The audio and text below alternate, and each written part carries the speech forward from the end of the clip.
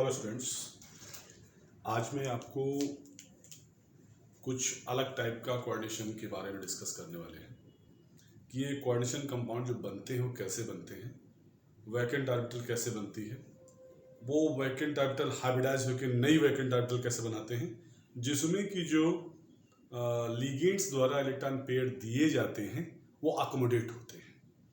तो इस बारे में आज हम डिस्कस करेंगे।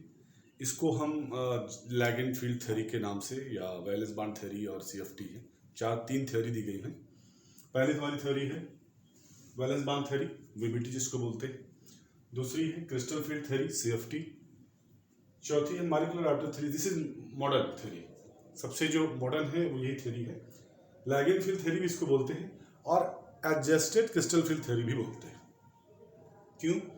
क्योंकि जो मेटल और लिगेंड्स के बीच में जो बॉन्डिंग होती है उसकी वजह से कॉम्प्लेक्स का कैरेक्टर कैसा होता है, मैग्नेटिज्म कितना होगा, इन सभी बातों को ध्यान में रखते हुए ये मैंने आज ये थोड़ा सा आपको समराइज कर दिया है कि रूलिंग कैसी होती, क्या रूल, किस रूल के अकॉर्डिंग इलेक्ट्रॉन फिल होते हैं।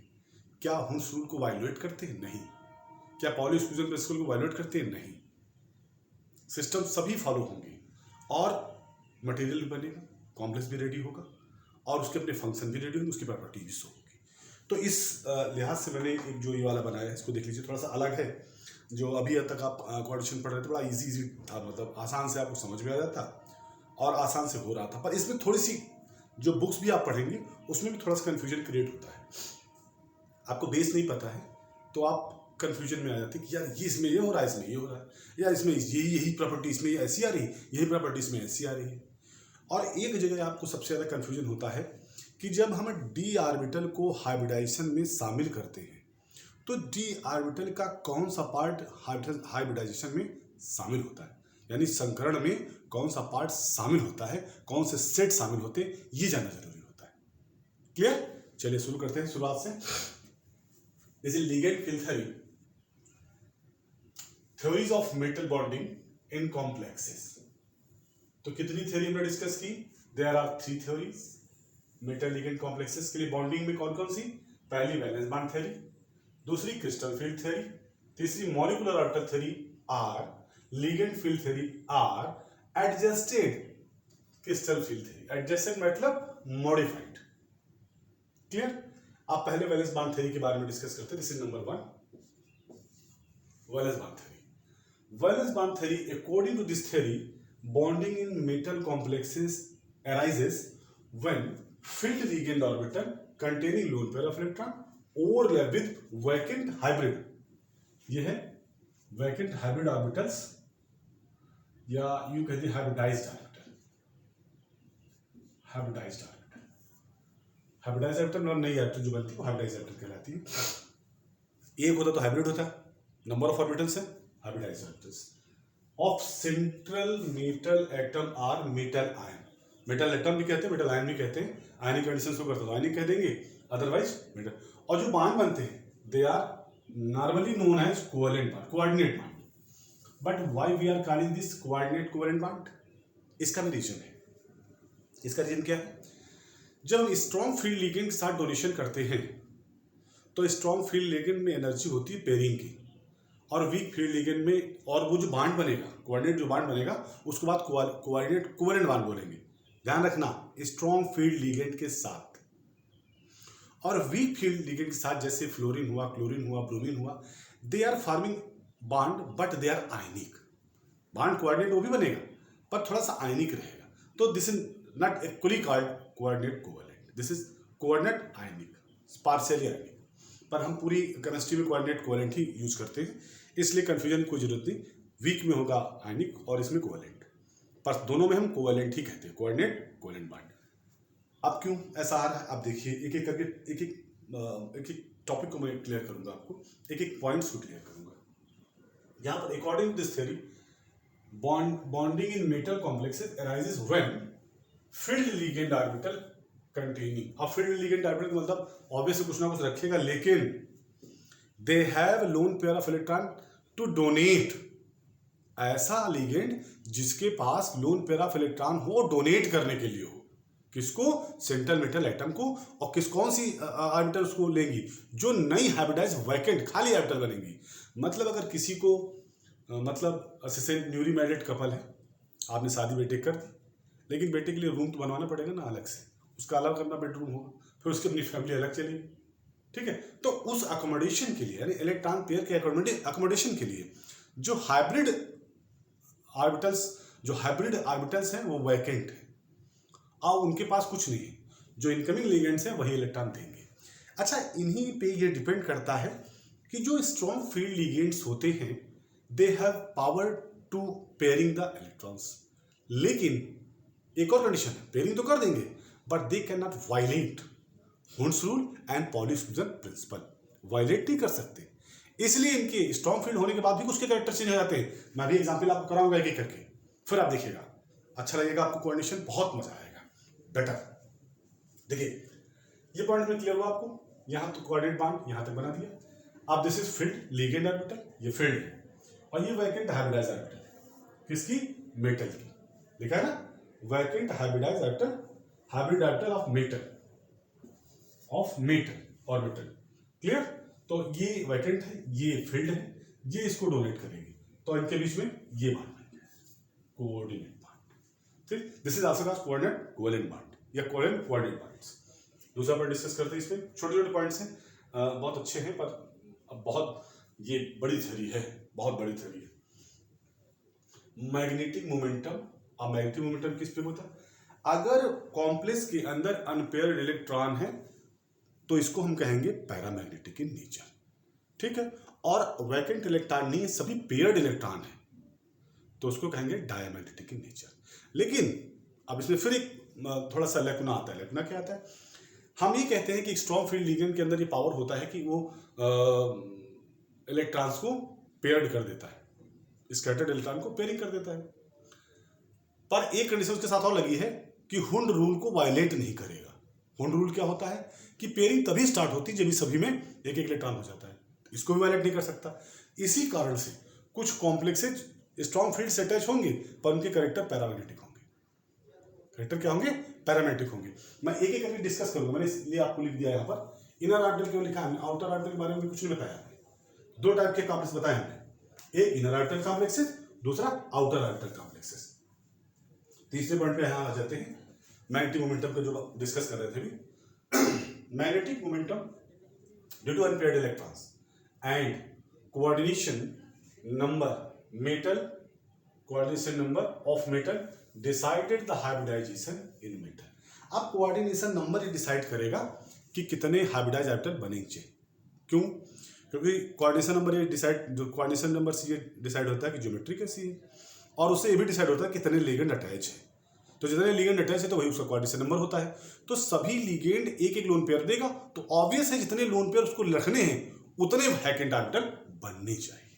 ये लाइन यही कह रही है कि number of metal decided the hybridisation in metal, therefore magnetic momentum एक पॉइंट, दूसरा हाइब्रिडाइजेशन दूसरा पॉइंट, कोऑर्डिनेशन नंबर तीसरा point, and geometry of coordination complex चौथा point. All they are related with one and other, सभी एक दूसरे से relate करते हैं। अब मैं आगे जब आपको एग्जांपल बताऊंगा तो कैसे रिलेट कर रहे हैं ये भी मैं बताऊंगा आपको। अब आज नेक्स्ट पॉइंट है, each ligand containing at least one orbital containing lone pair of electron to donate central metal atom और ion forming coordinate covalent bond. ये एक लोन पेयर ऐसा होना चाहिए जो उसको डोनेट करेगा। On the basis of hybridization complexes are classified in two type. कौन से? पहला एक होता है ये इनर ऑर्बिटल कॉम्प्लेक्सेस, दूसरा हो गया आउटर ऑर्बिटल कॉम्प्लेक्सेस। क्लियर? अब देखिए आपको यहां तक बहुत आसानी से क्लियर हो गया होगा, छोटी छोटी चीजें हैं। अब मैं ये बताऊंगा आपको कि जो इनर ऑर्बिटल कॉम्प्लेक्सेस बन रहे हैं ये बन कैसे रहे हैं। तो अब मैं इधर एक चीज ध्यान रखिएगा आप लोग, ऊपर हमने एक सीरीज लिख दी है, हो सकता लाइट की कुछ प्रॉब्लम हो तो मैं उसमें ग्रुप्स को इंडिकेट कर देता हूं, और मैं ये बता देता हूं कि कहां से लेके कहां तक स्ट्रॉन्ग फील्ड मानेंगे और कहां से लेकर कहां तक वीक फील्ड मानेंगे। देखिए iodine, bromine HCl, Cl minus, S double minus, NO3 minus minus, F fluoride minus, OH hydroxo minus, oxidato minus, peroxide minus, इतने तक till this they are called weak field ligand. मतलब ये कि above to water they are strong field ligands and below the water they are weak field ligand. अब now what type of ligands are in come particular in series of strong field ligand? कौन से वो हैं जो strong field ligand में आते हैं? तो नॉर्मली है वाटर को हम कंसिडर कर वाटर की बात करें NCS, EDTA, pyridine, ammonia, ethylene diamine, dipyridine, phenyl, nitro, CNN, CU-. These all are strong field ligand. Carbon is not minus here. This is look like that. Okay? तो अब मैं आपको इनर ऑर्बिटल कॉम्प्लेक्सेस के बारे में बताता हूं कौन कौन से ऑर्बिटल होते हैं जो हाइब्रिडाइज्ड होंगे।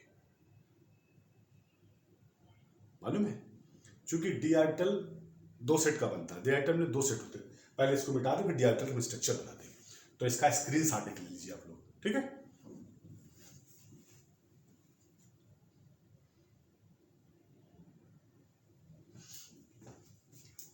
और मैं शुरू कर लेता हूं यहां से।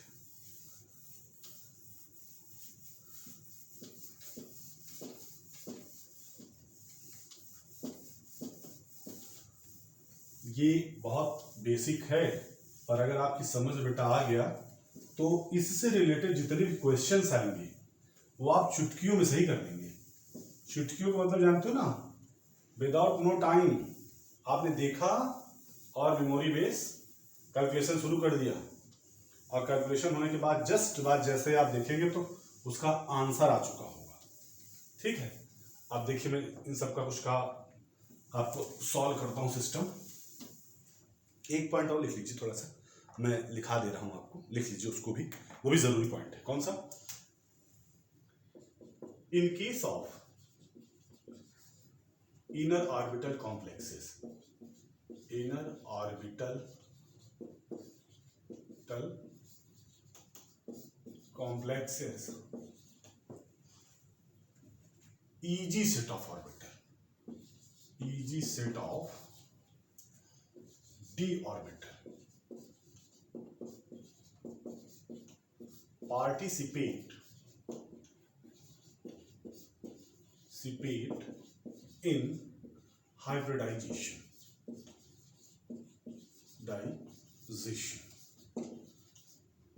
and in the same case and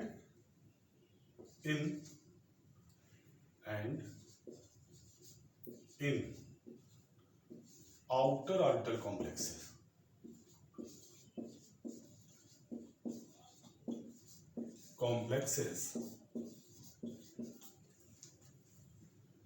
these two d orbitals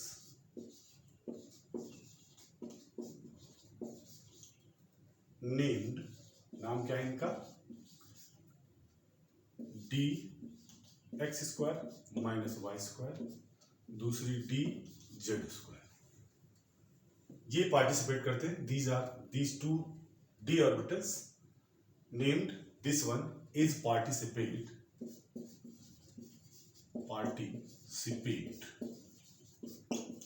in hybridization।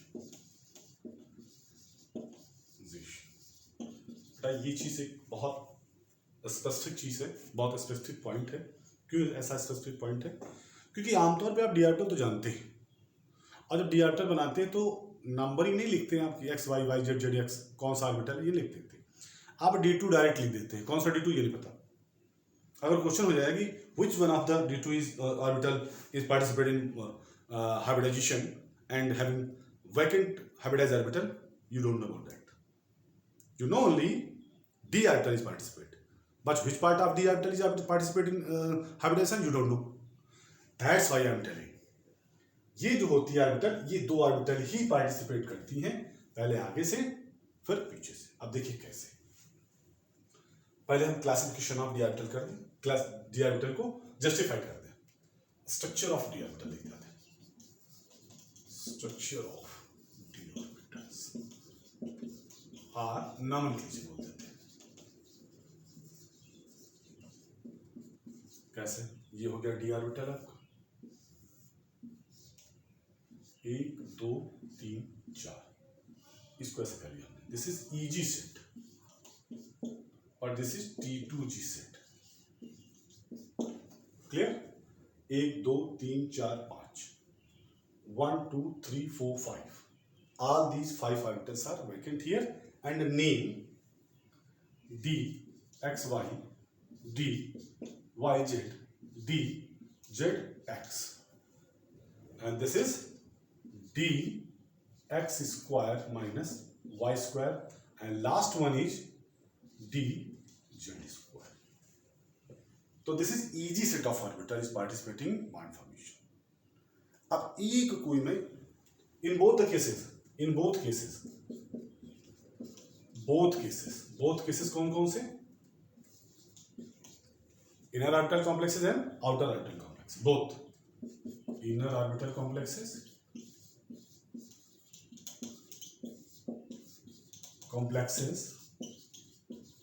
and outer orbital complexes.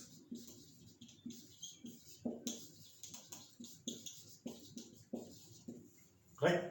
अब एक उठा लेते हैं कोई, हम इसको ले लेते हैं एग्जाम्पल। इनर ऑर्बिटल कॉम्प्लेक्सेस में एक एग्जाम्पल है, एग्जाम्पल बोलना inner orbital complexes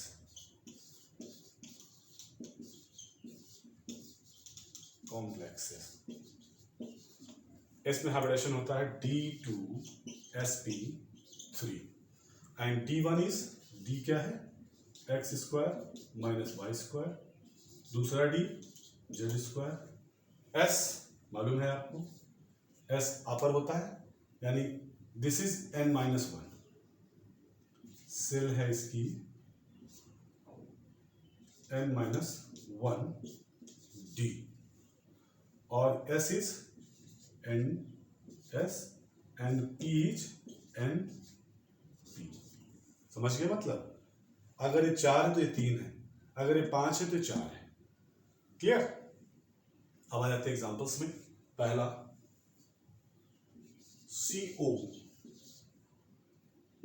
NH3 whole 6, oxidation number is +3। इतना क्लियर हो गया आपको? आप इसका जैसे आए नॉमेनक्लेचर भी कर सकते हैं, hexamine cobalt third ion. Clear? Hexamine cobalt third ion लिख देते चलो।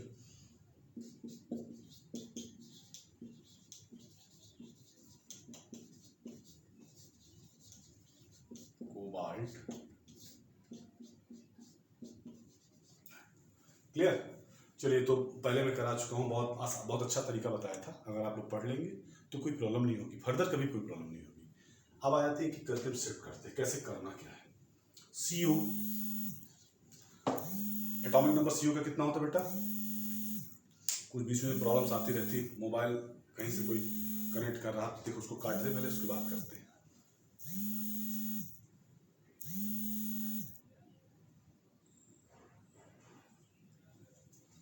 हाँ, थोड़ी बहुत प्रॉब्लम बीच बीच में आती रहती है, पर वो कोई बात नहीं, ये सब तो आता रहेगा, चलता रहेगा। कोबाल्ट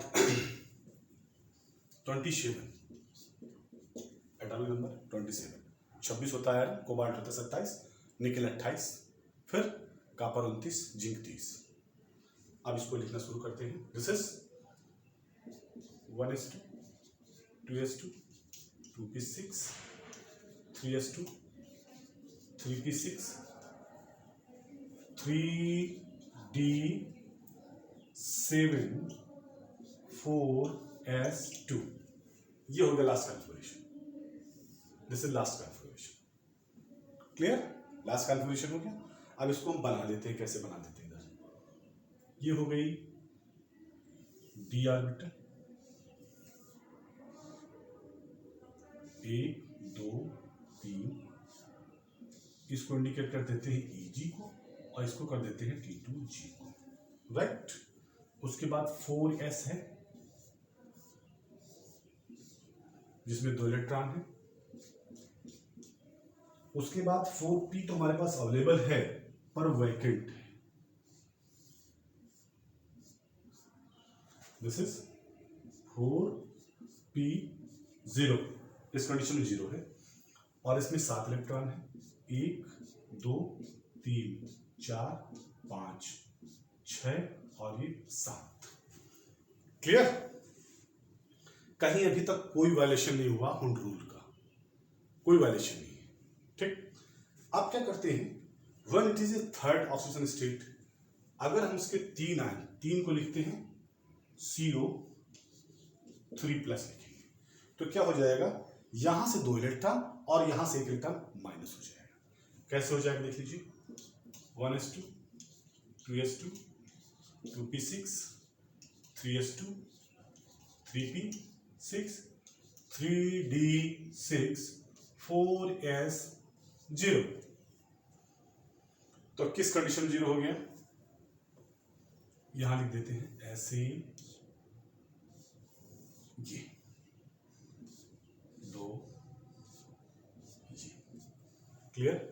अब कितने इलेक्ट्रॉन हो गए इसके पास, 1 2 3 4 5 और ये 6।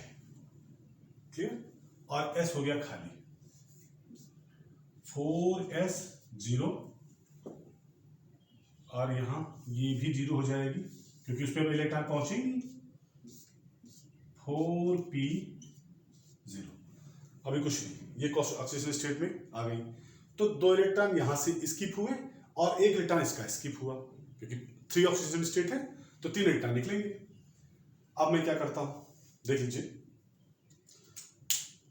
अब इन सभी को क्या करते हैं, जब लिगेंड्स इसके अटैचमेंट में आएगा तो ये इसको पेयरिंग कर देगा, इसकी क्या कर देगा, पेयरिंग कर देगा।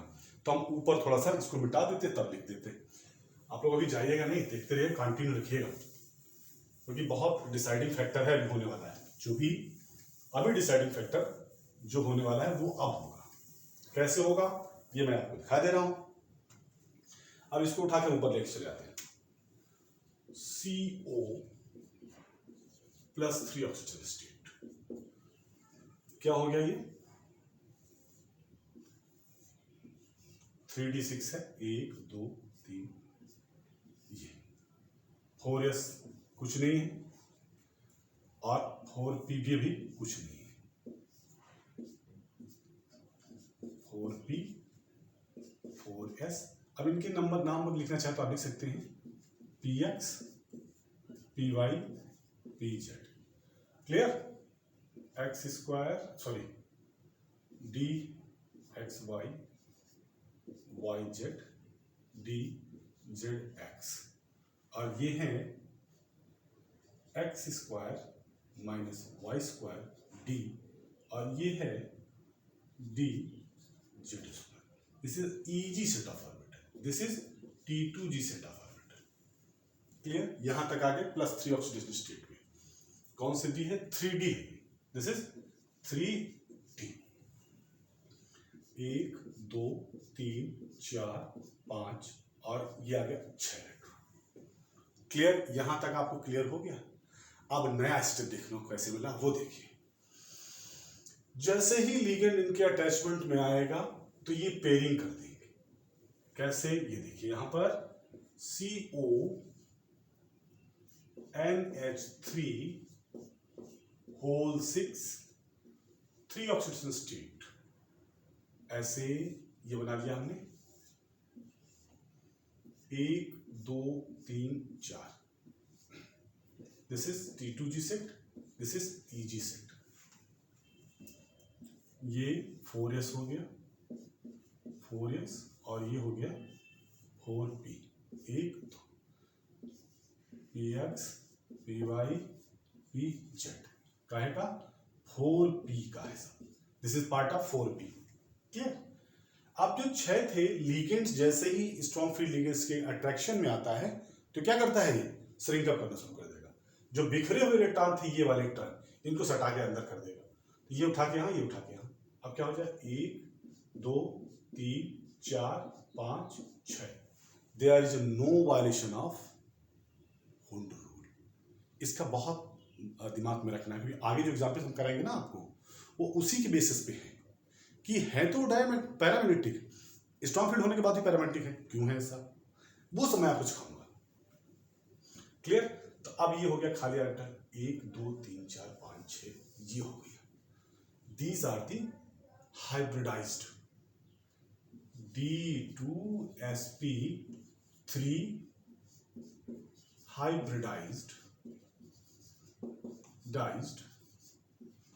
new vacant orbitals।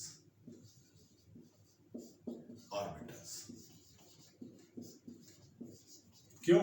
खाली है, इनके पास कुछ नहीं है, केवल इन्होंने इलेक्ट्रॉन को अप्रोच जैसे ही लिगेंड ने किया तो ये सब भागना शुरू कर दिया, इससे दूर भागना शुरू कर दिया। उसने कहा भाई अपने अपने रूम में जाओ, सब अपने अपने रूम में पहुंचो। तुरंत जहां जहां रूम की व्यवस्था थी तुरंत पहुंच गए सब लोग रूम में। आप क्या करेंगे? ये खाली हो गए तो 2 ये 1 ये 6 हो गए। This is 6 new. हाइब्रिडाइजेशन कैसा है? D2sp3। तो जो नई ऑर्बिटल बनी उनको हाइब्रिडाइज ऑर्बिटल बोलेंगे। तो these 6 new D2sp3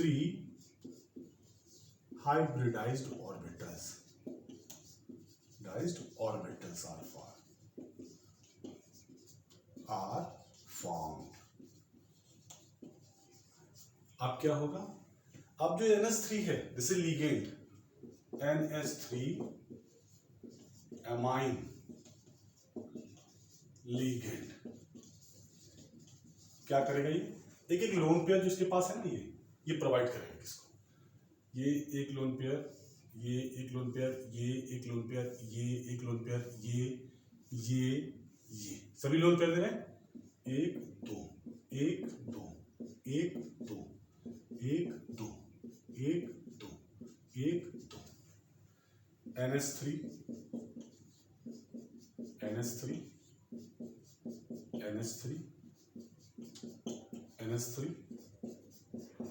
NH3 NH3 all 6 ligands।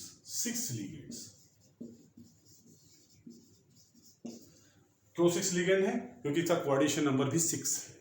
Coordination number 6 होगा, इसका मतलब it form geometry of octahedral complex. Geometry is octahedral, geometry is octahedral. Clear? तो ये यहां तक क्लियर हो गया आपको पूरा, कैसे अमीन ने कॉम्प्लेक्स बना दी। ये सभी इसको लोन पेयर दे रहे हैं, providing lone pair. Coordinate covalent coordinate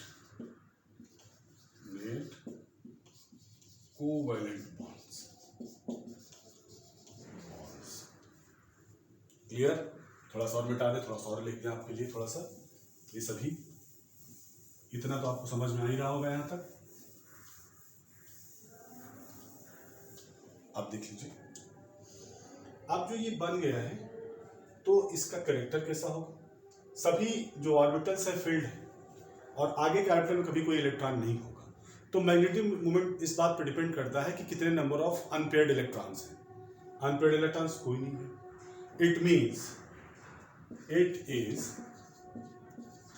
diamagnetic in nature, magnetic in nature. प्रकृति से कैसा है? डायामैग्नेटिक।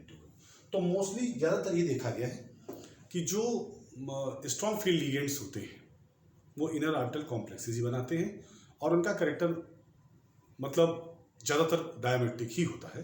कुछ केसेस होते हैं ऐसे पैरामैग्नेटिक जिनमें इलेक्ट्रॉन की संख्या कम होती है, वो पैरामैग्नेटिक शो करते हैं। स्ट्रॉन्ग फील्ड होने के बावजूद ही पैरामैग्नेटिक होते हैं। तो स्ट्रॉन्ग फील्ड होने का मतलब ये नहीं है कि वो डायामैग्नेटिक ही बनाएगा, ये कंडीशनल होता है। डिपेंड करता है कि जो इलेक्ट्रॉन है या डोनेशन हो रहा है, जो लिगेंड्स हैं वो डोनेट कर रहे हैं, उनके पास जगह कितनी है, सिंगल इलेक्ट्रॉन कितने हैं। कभी कभी क्या होता है कि यहाँ का इलेक्ट्रॉन, सिंगल इलेक्ट्रॉन यहाँ बसता है और उसका कैरेक्टर जो पैरामैग्नेटिक है तो यहाँ से निकल के यहाँ पर पहुंच जाता है डी में। कौन सा डी? 4D में पहुंच जाता है, आगे प्रमोट हो जाता है। तो वहां पर कैरेक्टर क्या सुना, या यस में पहुंच जाएगा। अगले एस से पहुंचेगा। एस शुरू होता है ऑर्बिटल, तो यहाँ S4 हो चुका, तो यहाँ 5s आ जाएगा, उसमें इलेक्ट्रॉन आ जाएगा और अपना कैरेक्टर शो करने लगेगा। अब इसका जो स्ट्रक्चर है वो कैसा है, चूंकि ऑक्टाहेड्रल है, it means central metal atom is present in the mid of the coordination sphere. तो CO ये प्रेजेंट हो गया, 1 2 3 4 5 6,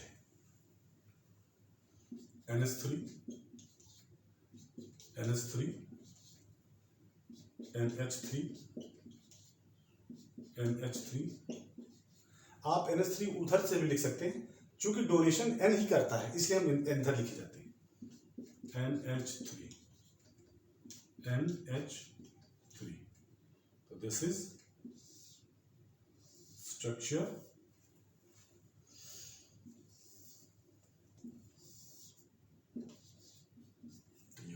octahedral structure.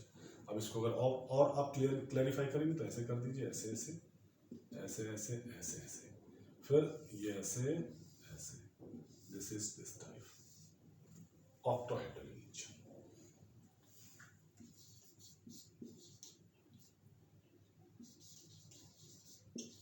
Octahedral geometry clear बेटा? इतना मैंने आज डिस्कस कर दिया। हम वो कंपाउंड भी कल डिस्कस करेंगे, आपके अगले लेक्चर में मेरे उस कंपाउंड के बारे में और भी डिटेल आएगी। इतने से आपको जो भी मतलब अभी अगर हो सकता है आपको ज़्यादा समझ में ना आया हो, क्योंकि इस टाइप का मेरा पहला लेक्चर है आपको जो डिलीवर कर रहा हूँ। लाइक सब्सक्राइब आप करेंगे तो आपको फ़ायदा होगा, ठीक है? क्या फ़ायदा होगा? आपको कुछ चीज़ें यहाँ जो इस जगह डिस्प्यूट होता है आपके दिमाग में, आप यहाँ पर ज़्यादा इन ऑर्बिटल्स को आप पार्टिसिपेट करा देते हैं। अगर यही इधर आगे बढ़ेंगे तभी आप इस ऑर्बिटल को करा के यहाँ ऑर्बिटल जो आगे आएगी डी ऑर्बिटल, उसमें क्या करेंगे आप इसको पार्टिसिपेट करते। आपको ये आइडिया नहीं रहता कौन सा पार्टिसिपेट करेगी, आपको ये आइडिया रहता है डी ऑर्बिटल के जो वैकेंट ऑर्बिटल को पार्टिसिपेट करेंगे डिसेप्शन में, बट कौन से करेंगे ये आपको आइडिया नहीं रहता। तो इसके बारे में ये आप ध्यान रखिएगा। और ये जितने भी हैं स्ट्रक्चर इसका देख लीजिए, जहाँ समझ में ना आए वो देख लीजिए। मैंने पूरा क्लियर एक एक पॉइंट अपने हिसाब से बहुत कुछ कर दिया। वो सीरीज जरूर ध्यान रखिएगा, जो ऊपर लिखी हुई सीरीज है उसको अपने पास लिख लीजिएगा। और यहाँ जो सिंबल है माइनस है, माइनस मतलब एक 1 - 1 ऑक्सीडेशन स्टेट होती है, वाटर एकदम बिल्कुल न्यूट्रल कंडीशन में है, यहाँ तक आप देख लीजिए पूरा, ठीक है? तो ये इंपॉर्टेंट है थोड़ा सा, क्योंकि पूरी जो क्वाड्रेशन केमिस्ट्री है उसमें इन्हीं लिगेंड्स पर बेस बना के सभी क्वेश्चन किए जाते हैं, और ऐसा क्यों होता है ये भी सब बताया जाता है। कल मैं आपको ये बताऊंगा नेक्स्ट वीडियो में कि लिगेंड तो स्ट्रॉन्ग फील्ड है, पर डायमैग्नेटिक स्ट्रक्चर नहीं बन रहा है, डायमैग्नेटिक करेक्टर नहीं हो रहा उसका पैरामैग्नेटिक करेक्टर हो रहा है। तो ऐसा किस कंडीशन में होता है वो भी बता दूंगा मैं। अच्छा, ये तो क्वाड्रेशन नंबर 6 की बात होगी, क्वाड्रेशन नंबर 6 की बात। अगर क्वाड्रेशन नंबर 4 है, if coordination number is 4, nation number is 4, 4 coordination number है, तब कौन कौन से बनेंगे? एक बनेगा टेट्राहेड्रल स्ट्रक्चर, दूसरा बनेगा स्क्वायर प्लेनर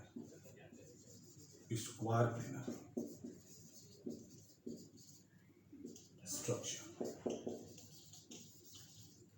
अब टेट्राहेड्रल में हाइब्रिडेशन कैसा होगा? sp3 हाइब्रिडेशन होगा, और इसमें हाइब्रिडेशन कैसा होगा? dsp2 hybridisation. और मजे की बात जानते हो क्या है? मजे की बात यह है कि ये जो डी है ना, डी का कौन सा पार्ट नहीं पार्टिसिपेट करेगा वो मैं आपको बता रहा हूं। डी का जेड स्क्वायर, और पी कौन सा? पी का P Z, they are not participating in hybridization, they are forming bond below and above the central metal,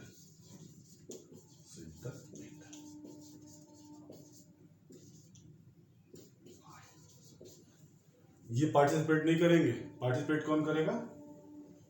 D का पहले वाले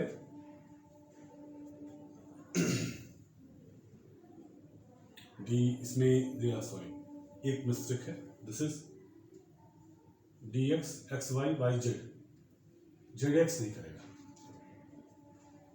और ये वाला पी जेड नहीं करेगा। ये थोड़ा सा क्लियर करके देख लीजिए, ये चीजें थोड़ा सा होंगी जो पार्टिसिपेट नहीं करेंगे और सब जो बचे हुए पार्ट है वो पार्टिसिपेट करेंगे। क्लियर। अब स्ट्रक्चर कैसे बनेगा, square planar complexes. Square planar complexes के बारे में मैं आगे डिस्कस करूंगा। पहले इसका इनर ऑर्बिटल जो भी मैंने एग्जाम्पल लिखे हुए हैं, जितना आप नोट्स बना लेंगे वो जरूर डिस्कस करूंगा, क्योंकि हो सकता है आप फिर उसके बाद नोट्स ना बनाएं, आप कुछ ना करें। This is decision is yours. आपको बोर्ड एग्जाम अच्छे से देना है तो आपको पढ़ना पड़ेगा बेटा। और केमिस्ट्री बिना लिखे पढ़े नहीं आती। केमिस्ट्री आप टहल के नहीं पढ़ सकते।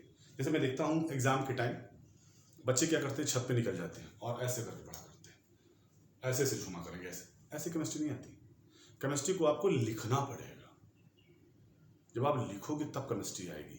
केमिस्ट्री हवा में नहीं चलती कि आप बांड बनाए। केमिस्ट्री बोर्ड भी चलती, रिटन मैटर भी चलती। ऐसे नहीं कि आपने कह दिया बस हो गया।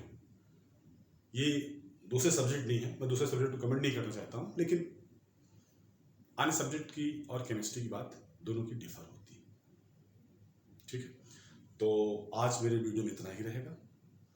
आगे की वीडियो में जो मैं बताऊंगा तो inner orbital complexes, square planar, tetrahedral conditions और CFSE डिस्कस करना है आपसे। बहुत ज़रूरी बात जो है कि एनर्जी कैसे निकलेगी, किसकी ज़्यादा होगी, किसकी कम होगी, कौन EG सेट ऊपर जाएगा, कौन T2G सेट नीचे आएगा और कब आएगा और क्यों आएगा। Splitting of d orbital, D orbital की स्प्लिटिंग को डिस्कस करना है। तो मेन तो अभी बहुत बड़ा फैक्टर है। मैं आपके लिए मेहनत करता हूँ, आप लोग भी शेयर करिए, पढ़िए। मैं आपके पढ़ने के लिए मेहनत करता हूँ, क्योंकि आपके पढ़ाई से मुझे कुछ नहीं मिलना, पर आपके लाइक से और शेयर से जरूर कुछ ना कुछ कभी न कभी, गॉड नोस, कहीं ऐसा ना हो कि मैं डीमोटिवेट होकर बैठ जाऊँ कि यार अब बहुत हो गया, बहुत बना लिया वीडियो, बच्चे देखते देखते कुछ है नहीं। ऐसा नहीं करेगा। आप लोग देखिएगा, अच्छा लगेगा आपको, क्योंकि जब केमिस्ट्री आती है तो अच्छी लगने लगती है, जब नहीं आती तो बोरिंग लगती है। और आएगी कब, जब आप टाइम देंगे। कोई भी लैंग्वेज हो, कोई भी सब्जेक्ट हो, अगर आपको नहीं आता है तो आप जबरदस्ती टाइम दीजिए उसमें। ऐसा सोचिए कि किसी का आदेश है या आपके मम्मी पापा ने कहा है तो आप उसको पढ़िए, टाइम दीजिए।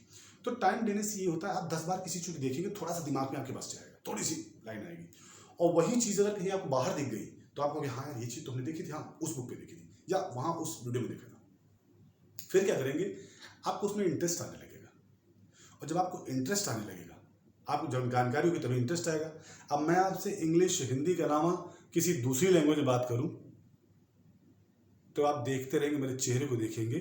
जैसे कभी कभी हिंदी सिनेमा में कन्नड़ वन्नड़ पिक्चरें आ जाती टीवी पर, पुराने ज़माने में सीरियल में कभी कभी आ जाती थी, तो हम लोग केवल पिक्चर देखते थे, बस ऐसे देख लिया, उसका थीम कुछ समझ में नहीं, तो लैंग्वेज समझ में नहीं आ रही तो आप देख रहे हैं बस।